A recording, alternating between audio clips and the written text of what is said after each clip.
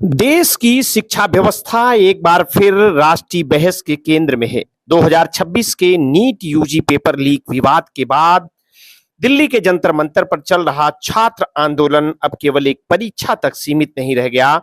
प्रदर्शन कर रहे छात्र शिक्षा व्यवस्था में पारदर्शिता, जवाबदेही और व्यापक सुधार की मांग कर रहे हैं। इसी बीच प्रसिद्ध लेखक और इतिहासकार रामचंद्र गुहा द्वारा साझा किए गए एक विश्लेषण ने शिक्षा बजट की प्राथमिकताओं पर नई चर्चा को जन्म दिया है। इंडियन एक्सप्रेस की एक रिपोर्ट का हवाला देते हुए उन्होंने दावा किया कि पिछले 12 वर्षों में केंद्रीय बजट में शिक्षा मंत्रालय की हिस्सेदारी लगातार कम हुई है, जबकि सड़क परिवहन एवं राजमार्ग मंत्रालय की हिस्सेदारी में उल्लेखनीय वृद्धि दर्ज की गई है। इस दावे के बाद शिक्षा पर सरकारी निवेश, बजट की प्राथमिकताएं और युवाओं के भविष्य की को लेकर बहस तेज हो गई है। रामचंद्र गुहा ने स्पेशल सोशल मीडिया मंच पर एक्स पर साझा की गई रिपोर्ट के अनुसार बताया कि वर्ष 2013-14 में शिक्षा मंत्रालय को केंद्रीय बजट का लगभग 4.6% हिस्सा मिलता था, जबकि 2025-26 के बजट में यह घटकर 2.5% रह गया है। रिपोर्ट के अनुसार केवल कुल बजट राशि को देखकर किसी मंत्रालय की स्थिति का आकलन करना पर्याप्त नहीं माना जाता, बल्कि पूरे केंद्रीय बजट में उसकी हिस्सेदारी ये दर्शाती है कि सरकार की प्राथमिकताओं में उस क्षेत्र का स्थान कितना महत्वपूर्ण है। महंगाई और कुल बजट के आकार में वृद्धि के कारण लगभग सभी मंत्रालयों की राशि बढ़ सकती है, लेकिन उसकी वास्तविक प्राथमिकता का आकलन बजट में हिस्सेदारी से किया जाता है। रिपोर्ट में यह भी उल्लेख किया गया है कि शिक्षा मंत्रालय के भीतर स्कूल शिक्षा विभाग और उच्च शिक्षा विभाग दोनों के बजटीय हिस्सेदारी में कमी आई है। स्कूल शिक्षा विभाग का हिस्सा 2013-14 की तुलना में लगभग आधा रह गया है, जबकि उच्च शिक्षा विभाग की हिस्सेदारी में उल्लेखनीय गिरावट दर्ज की गई है।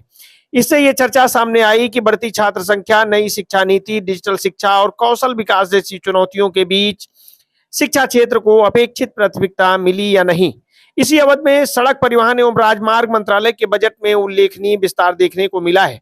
केंद्रीय मंत्री नितिन गडकरी के नेतृत्व में राष्ट्रीय राजमार्ग, एक्सप्रेसवे, सुरंगों और अन्य आधारभूत संरचना परियोजनाओं पर बड़े पैमाने पर निवेश किया गया। रिपोर्ट के अनुसार मंत्रालय की केंद्रीय बजट में हिस्सेदारी पिछले एक दशक से लगभग 3 गुना बढ़ी है।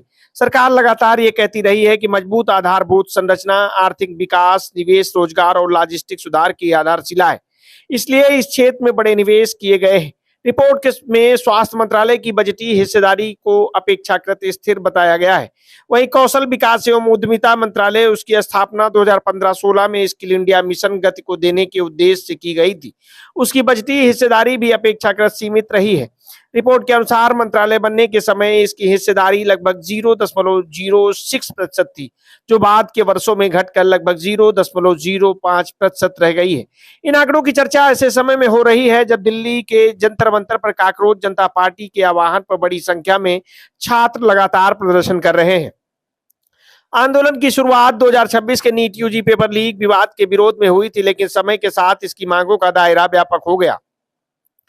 प्रदर्शनकारी केवल परीक्षा रद्द करने या दोबारा परीक्षा कराने की मांग तक सीमित नहीं है, बल्कि वे परीक्षा प्रणाली में पारदर्शिता, पेपर लीक पर कठोर कार्रवाई, भर्ती और परीक्षा प्रवेश परीक्षाओं की विश्वसनीयता सुनिश्चित करने तथा शिक्षा व्यवस्था में संरचनात्मक सुधार की मांग भी कर रहे हैं। आंदोलन के दौरान केंद्रीय शिक्षा मंत्री धर्मेंद्र प्रधान के इस्तीफे की मांग भी प्रमुख मुद्दों में शामिल रही है। इंडियन एक्सप्रेस की रिपोर्ट में यह भी उल्लेख किया गया है कि पिछले एक दशक में देश भर में 150 से अधिक प्रतियोगी परीक्षाओं के प्रश्न पत्र लीक होने की घटनाएं सामने आई हैं। रिपोर्टों के अनुसार पिछले 2 दशक में दर्ज 45 प्रमुख पेपर लीक मामलों में केवल 2 मामलों में ही दोषियों को सजा मिल सकी है, जबकि अधिकांश मामले न्यायालय में लंबित हैं या जांच प्रक्रिया पूरी नहीं हो सकी। रिपोर्ट में यह भी दावा किया गया है कि कुछ मामलों के आरोपी बाद में जनप्रतिनिधि भी बने हैं।